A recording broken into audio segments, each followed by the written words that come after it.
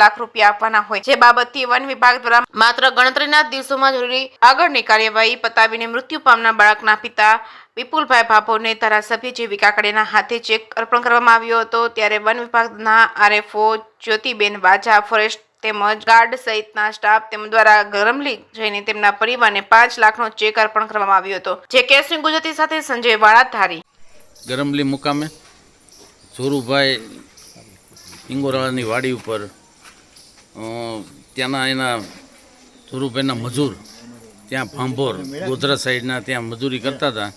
એમના દીકરા એ ચિરાંજભાઈ વિપુલભાઈ ભાંભોર એનું દીપડાએ હુમલો કરતા એનું મૃત્યુ ઉપજ્યું હતું।